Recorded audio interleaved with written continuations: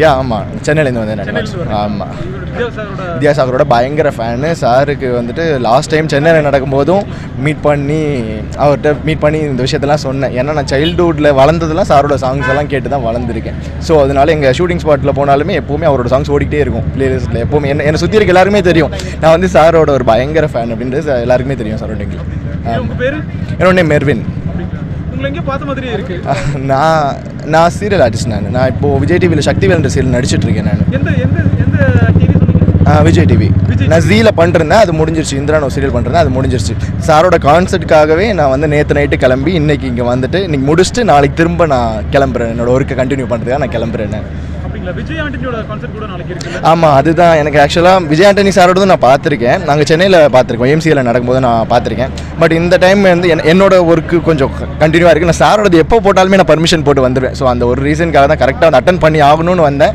கரெக்டாக தனியாக தான் வந்தேன். இவ்வளோக்கு மேலே நான் தனியாக வந்து அட்டன் பண்ணிவிட்டு நான் சந்தோஷமாக திருப்பியும் கிளம்புறேன். நான் எதிர்பார்த்த எல்லா சாங்ஸுமே சார் போட்டிருந்தார். அது ஒரு பெரிய இது.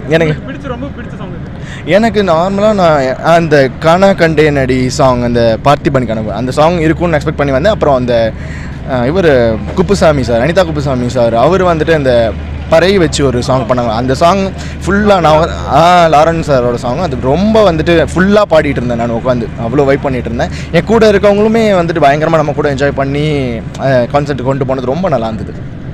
உங்களுக்கு ரொம்ப பிடிச்ச பாடகர் யாரு இதில்? எனக்கு மதுபாலகிருஷ்ணன் சார், டிப்பு சார், இவங்க ரெண்டு பேருமே வந்துட்டு இப்போ ரீசெண்டாக ஹர்ஷா பயங்கரமாக பின்னிட்டு இருக்காப்புல. ஹர்ஷா ரொம்ப பிடிக்கும். சிவாங்கி சொல்ல வேண்டாம், அவங்களும் இப்போ ரீசெண்டாக இவங்க இப்போ வந்துட்டு எல்லாருமே வந்துட்டு சாரோட கான்சர்ட்டில் பாடுறவங்க எல்லாருமே ரொம்ப நல்லா பாடுறாங்க. சாந்தவி மேடம் எல்லாம் யாரும் இவங்க தான் நம்ம குறிப்பிட்டு சொல்ல முடியாது, எல்லாருமே நல்லா பாடியிருந்தாங்க. அது ரொம்ப நல்லாயிருக்கு. ஏன்னா நான் இங்கே வரும்போதெல்லாம் வந்துட்டு ஏதாச்சும் ஒரு மெமரிஸ் க்ரியேட் ஆகும். இந்த வாட்டி இதுக்காக வந்திருக்கேன். ஸோ ரொம்ப ஒரு நல்ல ஒரு கோயம்புத்தூர் ரொம்ப பிடிச்சிருக்கு. பயங்கரமாக இருந்துச்சு.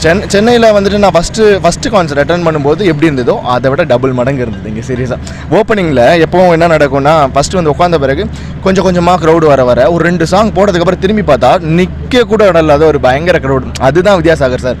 எனக்கு வந்து அந்த ஒரே ஒரு இதுதான். சார் வந்துட்டு எப்படி பயங்கரமான ஒரு பீக்கில் இருந்து இப்போ இடையில இறங்கி இப்போ மறுபடியும் வந்துட்டு இவ்வளோ ஒரு க்ரௌட் அவங்க இருக்காங்கங்கிறத வந்துட்டு இப்போ பார்க்கும்போது ரொம்ப சந்தோஷமாக இருக்குது. நான் மட்டும்தான் அப்படி இருக்கேன்னு பார்த்தா அங்கே வந்து பார்த்தா அவ்வளோ பேர் இருக்காங்கன்றப்போ அந்த பழைய மியூசிக் டைரக்டர்ஸ் ஆர்டரில் வந்து சார் வந்து ஒன் ஆஃப் த லெஜெண்ட்ன்றது எல்லாருக்குமே தெரியும்.